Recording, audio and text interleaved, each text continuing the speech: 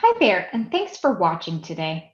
I'm Rachel Lowenhertz, a product marketer here at Snow, and myself and Al Pooley, our CIO, are going to talk to you today about how to help your organization save money. Because as we know, we're living through an unprecedented time, and organizations will be looking to cut costs. The good news is that you can help. So today, we'll talk about why the cost savings call is coming to you and where you should look first. And then we'll talk about some practical how-tos. So how do you find those savings in 3 key areas? So let's touch first on the why. As we all know, the way we work today is changing. We've seen a rapid shift to remote work, and organizations are doing whatever it takes to enable that workforce. We're also seeing that people are sourcing whatever they need to do their jobs effectively. Anecdotally, we've heard about everything from purchasing more laptops to get employees enabled at home, to handing out stipends to set up a home office. And unfortunately, this creates some challenges around the visibility of IT assets and how much they cost. And on top of that, there are some inefficiencies that are being created. When you have people sourcing things on the fly, sometimes they purchase 2 versions of the same software, and you might end up with versions of on-prem and cloud that you're paying for. Now, this was already a problem before this shift to remote work. We did a survey with IDG last year to look at the changing responsibility for technology purchases. And what we found is that 67% of organizations see at least half of their technology purchases coming out of the business unit rather than IT. Now, this is problematic for IT because we're often still on the hook for managing that technology. We're still responsible for making sure that technology use is compliant, that it's efficient, and it's secure. And with this move to remote work, the shift to spend in the business unit is even higher because, let's be honest, we're all scrambling to get the software we need to do our jobs effectively. But you can help, and you're going to be asked to.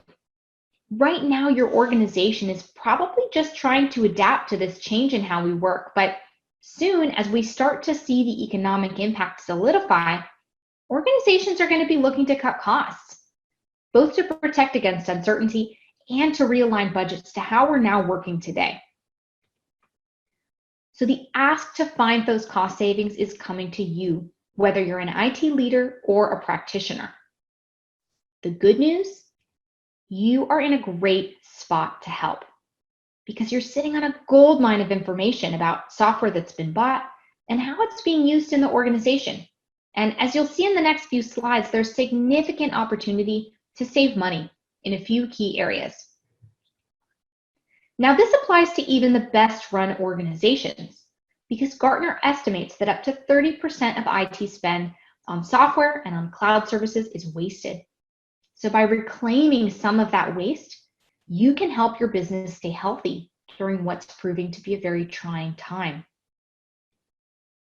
So I'll hand things over to Al, our CIO, and he'll talk to you about where to look first when you start to find these cost savings. Thank you, Rachel. So where do you start? There are 3 key areas where you can look for cost savings, but let's start by talking about the approach that you need to take. The first step is you have to figure out what you've got, and that's by having full visibility of your IT environment. Now, that's always a challenge, but finding all of your assets is a key part of tackling your costs. Once you've got your assets, the next part of that visibility is to understand the usage. And you need live data to understand what software is being used, what assets are utilized, so you can figure out whether you're paying for unused technology. And don't forget, people are using new tools to work effectively from home. So software that was in wide usage in 2019 may no longer be required today. I know, for instance, I'm looking at our large unused office printers. Once you've done that, you can then start to reduce the waste by tackling the areas of spend that overrun, even in the best run organizations. And that might be because you've had some rapid expansion, perhaps in the use of cloud or SaaS technology over the last couple of years. So once you have that detailed usage information, you can start by tackling the contract end dates and working out whether you want to cancel, downsize, or renegotiate. So what are these key areas?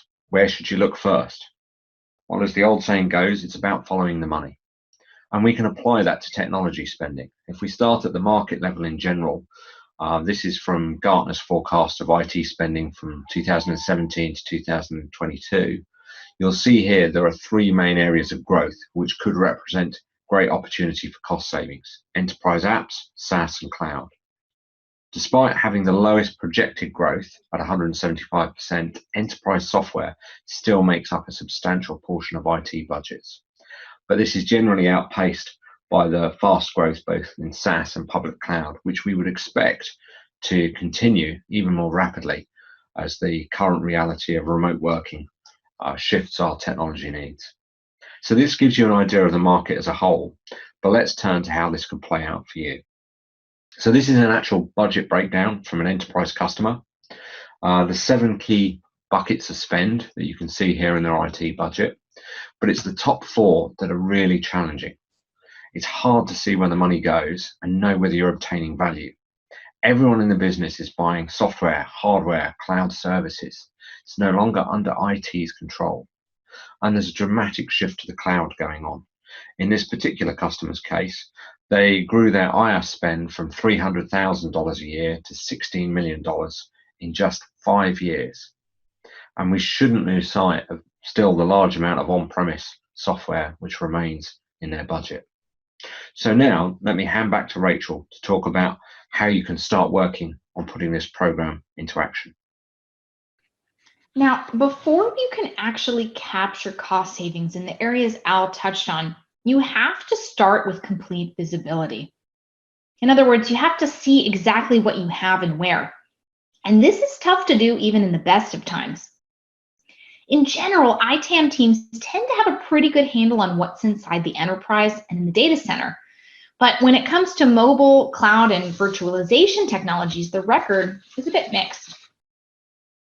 Finally, we have some really leading edge tech like AI, IoT, or blockchain, and very few organizations can confidently say that they can track usage of those technologies, much less think about cost optimization. But regardless, it all starts with visibility. You just can't optimize until you have that full, holistic view of your usage on premise, in the data center, SaaS, and cloud. Because if you don't know what's installed and what's being used, you can't tell your organization where to save. So how do you build that holistic visibility? Well, you start with a comprehensive inventory of your technology usage. And then you can take that raw data, normalize it, categorize it, augment it with more data like your application type, end of life, or something else that's specific to that application. And what you have at the end of that process is a really complete view of what technology is being used in your environment, regardless of who actually procured that application, whether it was IT or in the business unit.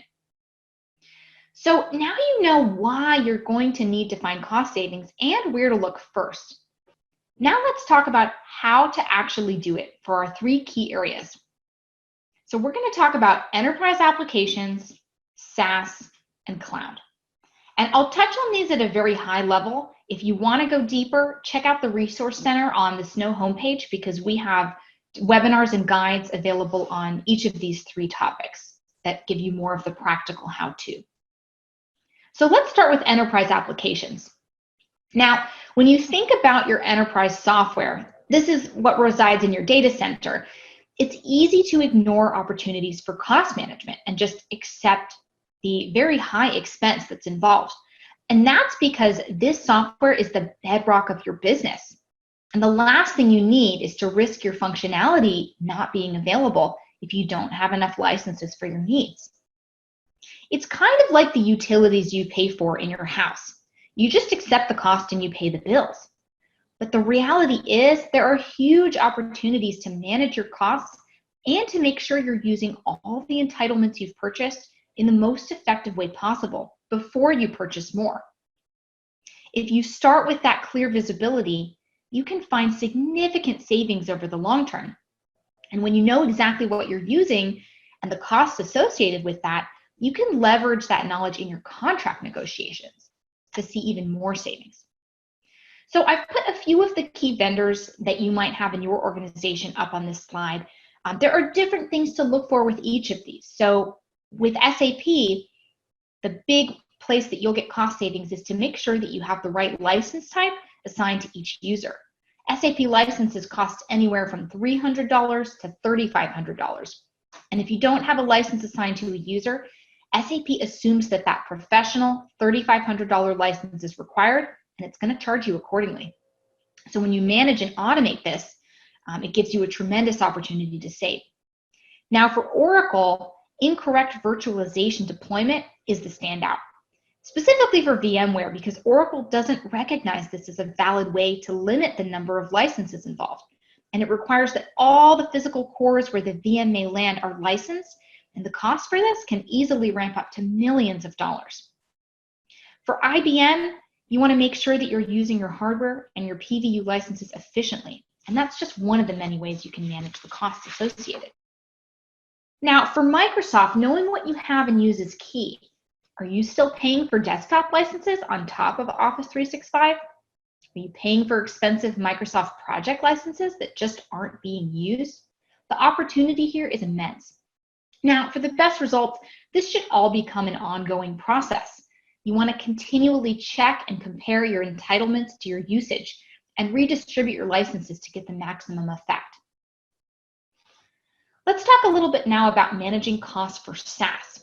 Now, SaaS is wonderful because it helps your organization be faster, more agile, and more innovative. But it also empowers departments and individuals to procure whatever they want, often without governance from IT. That's especially the case now, when people are scrambling to get the right tools in place to do their jobs effectively during a crisis. And this diffusion of purchasing responsibility, when you don't have the right guardrails in place, it can really ramp up waste, whether that's from over-provisioning, redundant applications, or duplicated accounts. So this really makes SaaS a prime target for cost savings, because with the right insight into your licenses and how they're being used, you can identify pretty significant, and in some cases, immediate cost savings, in contrast to what we see in the enterprise applications. So I'll touch briefly on 3 ways that you can do this. In the traditional on-premise world, when you buy a license, you're stuck with it. The beauty of SaaS is that you can just stop paying for what you're not using. So when we think about licenses and subscriptions that aren't being used, reducing those is the key way to find cost savings. Now, to do this, you have to have the right data into what's being used, because that gives you the power to renegotiate. You'll see what you have, you can identify what's inconsistent between your contract and your usage, and then you can optimize what's really needed in your organization. The second key thing with SaaS is to downgrade excessive entitlements. Similar to what we talked about with Microsoft on-prem, different license tiers of SaaS applications also have vastly different costs. And often you have employees with advanced licenses who are really just using the basic features of an app. Once you identify this, it's a relatively simple process to get those downgraded and to save your organization money. And the last one here is to eliminate anything that's redundant. We see this a lot with file storage. You might be running Dropbox, Box, and SharePoint. And that's typical when you have business units who are empowered to buy what they think fits their unique need. But there are some really significant efficiencies that you can get when you eliminate those redundancies. And that includes getting bigger volume discounts from your vendors, lowering your support and security costs because you're focusing on just one application instead of many, and it makes your renewals easier. So the third key area to explore when you're seeking out cost savings is your cloud services. Now, most organizations are dealing with a hybrid infrastructure, so you may have lots of on-premise resources and a rapidly growing cloud environment. And during this crisis, organizations who are concerned about business continuity, they actually have even more incentive to move over to AWS or Azure because they're concerned about a lack of visibility into infrastructure. They're concerned about their environments going down when you're not able to get somebody physically to a server. The challenge is that just like with on-premise software and SaaS applications, without a complete picture of inventory, You just don't know where to start. So the first piece that you'll want to attack here is eliminating your on-premise virtual machine sprawl. Now, in your on-prem environment, your organization has probably been spinning up VMs for a long time, but rarely going back and auditing if they're still needed. We typically see the ability to reclaim up to 10% of your resources. And that means that even though your on-prem environment is likely to keep growing with legacy apps, it's not unreasonable to free up 2 years of data center budget. And that's pretty impactful during an economic downturn when your organization is going to be looking for those longer-term cost savings. The second way to save money on your cloud is just to reduce your cloud spend. And there are 2 ways that you can do that, through agreements and through your workload optimization. Your first option is to leverage some cloud savings plans. Now, this requires a lot of analysis because you need to know what machines you're going to be consistently on if you're going to make a commitment to ongoing spend for a discount. But that typically saves between 10 and 15%, so it's a significant saving. The second option here is to right-size your cloud workloads. And because cloud is essentially pay per second, every second that you can turn a machine off through power scheduling or decommission it completely, that's where the majority of your cloud savings will come from. Now, in our cloud cost optimization webinar, we'll take a much deeper dive into the agreements and optimization and also go through a few scenarios to help you forecast what savings you could expect across your cloud environment. So definitely check that out if this is a key area for you. So to summarize, the ask to find cost savings is coming to you soon. But you have the ability to deliver some major value by seeing what assets you have, identifying what's really needed based on that usage and spend, and then finally optimizing where your resources go, and that's where the cost savings will come from. So look at your key areas first with your enterprise applications, your SaaS, and your cloud. Now, this matters for you because cost savings help keep your priorities above the line. Because anywhere you save dollars can help your business stay healthy and do the things that you know are important to improve your value to the organization. Snow Solutions can help you manage your IT budget and help you deliver more value. We help you see the detailed technology usage information so that you can make the right decisions to keep the ball rolling on what's important to you. If you want to learn more, visit our resource center on the Snow homepage for the guide to cost optimization for IT leaders, as well as webinars and guides on the 3 key areas we discussed today. Thanks so much for watching.